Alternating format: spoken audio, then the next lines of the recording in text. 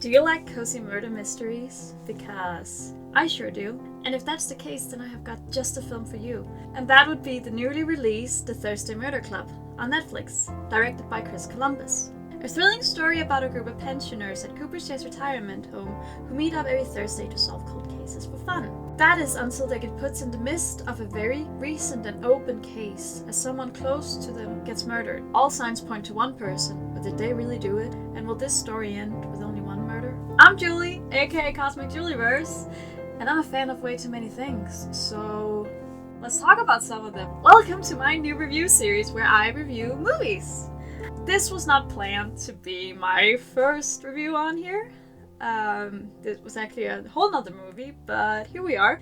I've never done this before, so let's hope I do alright. This is a spoiler-free review of the movie and my first watch thoughts. Disclaimer, I have not read the books. This is purely based around the movie. Also, if you like the show Only Murders in the Building, I think you might really like this one, as it is very similar in vibes. Let's get started!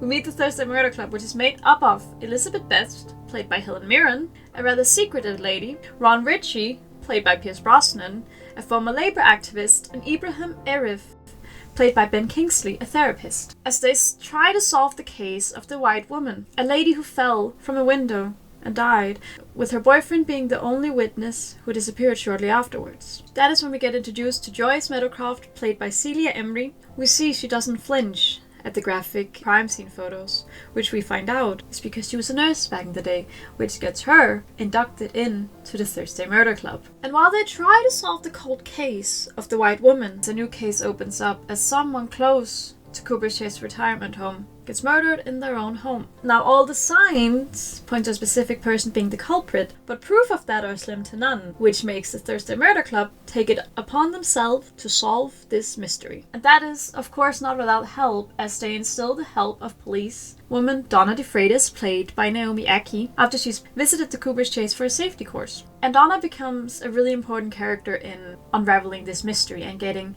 DCI Chris Hudson, played by Daniel Mays, to actually listen to what the Thursday Murder Club are saying. There are of course other things that happen to make this mystery much harder, but I will not spoil those. So, I found myself really invested in the characters from the get-go, be that the cold demeanor and also curious Elizabeth, or the joyous and too excitable Joyce, Ron, who seems a little stuck in the past of his ways, especially when it comes to his son, played by Tom Ellis, and his achievements, or Ibrahim, who pays attention to all the little things with fine precision as he keeps meticulous notes of everything, or Donna, who is desperately wanting to be seen as something more and taken serious while still being all too unsure of who she really is. Now, I loved all the twists and turns that happened throughout this story and how it kept me unable to look away from the screen. While it is a simple and cozy story, constantly shift one's thoughts on who did it and what had happened, which I found quite enjoyable. I found the humor to be right up my alley, as I was thoroughly kept well entertained throughout the whole movie, be that because of Joyce being all too excited about the possibility of solving a real murder, aka a not cold one, or Ron and his comments about his son not all too proper activities. Those were some of the moments that stood out to me the most. The acting was alright. I didn't have a problem with any of the accents or noticed if any of them was really bad. But then again, my favorite movie is Mary Poppins, so as long as it's not Dick Van Dyke bad, I really don't care. The set design of each home were absolutely wonderfully done, as they show so perfectly who each person who lives in them are. I really think this is where the set design shine. Be that the safe and well-kept home of Elizabeth and Stephen, played by Jonathan Pryce, clad in hues of blue and yellow, which feels very safe and protective. The very warm and cozy home that Joy fills with the scent of newly baked cakes, filled with flower motifs in pink and yellow that feels like a warm hug. Or the boyish room of Ron filled with the pride for his son and football, clad in hues of brown and red. The dark and tidy space that is filled with things that all have a specific spot, clad in hues of green, that Ibrahim finds his home. The Cooper Chase, the Englefield estate as it is in real life, does feel rather grand for a retirement home, I must say. Also, I apologize if you see me looking down, I'm reading off a script. Or else I will just be blabbering on for all eternity, and none of us wants that. Now my dislikes. This would be better as a series, as it felt very rushed, and some parts maybe a bit half-assed, trying to make it fit all into a movie. Which is a shame. And it made the different plots that are woven through this into one story, which made them messy and clustered at times.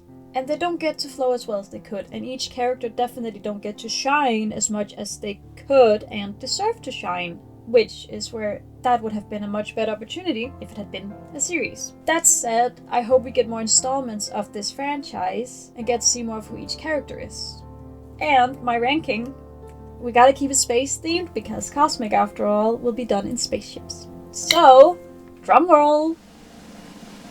I ranked this movie 4 out of 5 spaceships, as it was quite enjoyable and I had a good time, but it could have been better as a series. And it would have gotten a 5 out of 5, I am certain, if it had been a series. Also, this film made me seriously want cake, as Joyce's cake looked so delicious. Unlike mine, it tasted good, it just doesn't look nice.